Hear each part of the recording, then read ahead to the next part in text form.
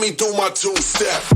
Assalamualaikum warahmatullahi wabarakatuh. Jumpa lagi di channel Wawan Koko Jauh 2. Sobat dan teman semua, terima kasih masih nonton channel Wawan Koko Jauh 2. Pertama-tama saya ingin mengucapkan turut berduka yang sedalam-dalamnya kepada seluruh korban jatuhnya pesawat Sriwijaya Airlines tujuan Jakarta Pontianak dengan nomor penerbangan SJ182.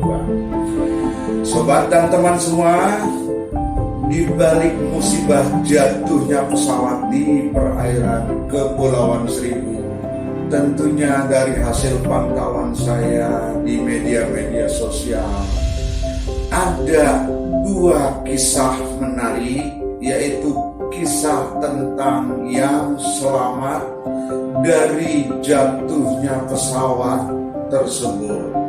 Seperti apakah kisah menarik tersebut? Seperti apakah cerita menarik tersebut? Yuk kita ikuti ulasan. Oke, sobat dan teman semua, ada dua kisah yang sangat menarik di balik peristiwa jatuhnya pesawat Sriwijaya. Kisah pertama adalah kisah keluarga Atma Budi Wirawan beserta keluarganya dengan total 8 orang yang batal terbang menggunakan pesawat Sriwijaya Airlines untuk pulang ke Pontianak.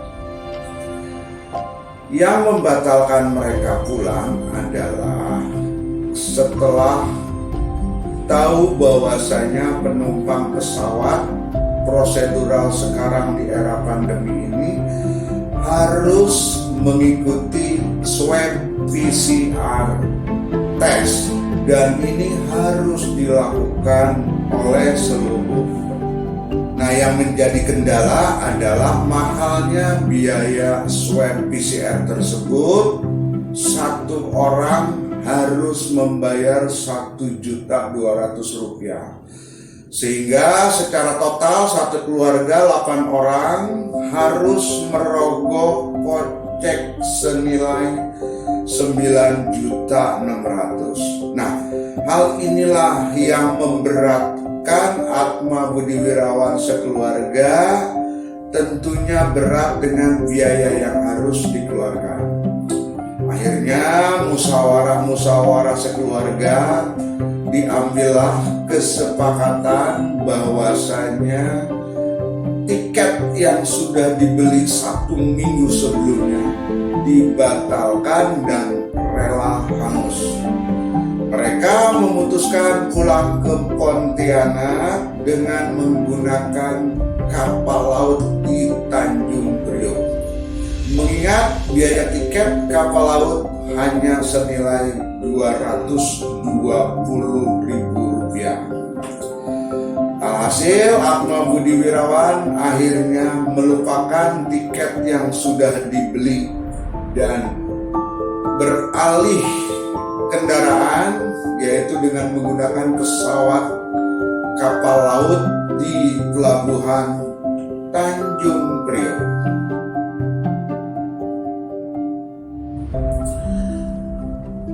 Tidak terbayang apabila Atma Budi Wirawan ini naik pesawat Sriwijaya Airlines. Tentu ceritanya akan. Nah, kisah kedua, seorang pria bernama Paulus Julius Koto asal Kupang yang rencana akan pulang ke Pontianak, sama tiket pun sudah dibeli dan akhirnya dibatalkan karena untuk swab PCR test harus keluar kocek lagi, dan ini memberatkan Paulus Julius Koto, sehingga Julius memutuskan untuk pulang ke Pontianak dengan menggunakan kapal laut yang tiketnya relatif murah, yaitu senilai 220.000 rupiah. Sama halnya dengan keluarga Atma Budi, tidak terbayang sebelumnya, tidak terfikir sebelumnya. Kalaulah jadi menggunakan pesawat, mungkin Julius juga akan menjadi salah satu korban jatuhnya pesawat Sriwijaya Airlines. Sobat, teman semua, itulah dua kisah menarik dari jatuhnya pesawat Sriwijaya Airlines. Sobat dan sahabat semua, dari cerita dua kisah tadi sangatlah menarik untuk kita renungkan. Betapa tidak, Atma Budi Wirawan dan juga Paulus Julius Boto batal menjadi penumpang Sriwijaya Airlines hanya karena terbentur faktor finansial yang menurut mereka sangatlah relatif mahal. Tidak terbayang mungkin apabila mereka adalah termasuk orang yang secara materi, secara finansial tidak ada masalah. 1.200.000 mungkin mudahlah, mungkin tidak bisa kita bayangkan. Mereka pasti akan menjadi bagian dari penumpang Sriwijaya Airlines yang nahas jatuh di Kepulauan Seribu. Sobat semua, dari sini hikmah yang bisa kita ambil. Tidak ada niat untuk menggurui sobat dan teman semua. Tentunya di balik keterbatasan materi, di balik keterbatasan finansial, Allah Subhanahu wa Ta'ala pasti sudah punya rencana dan skenario yang indah buat kita semua. Jangan pernah ngeluh dengan keterbatasan materi, jangan pernah berkeluh kesah dengan minimnya finansial. Yakinlah bahwa apa yang diberikan oleh Allah Subhanahu wa Ta'ala itu adalah takaran yang terindah buat kita semua.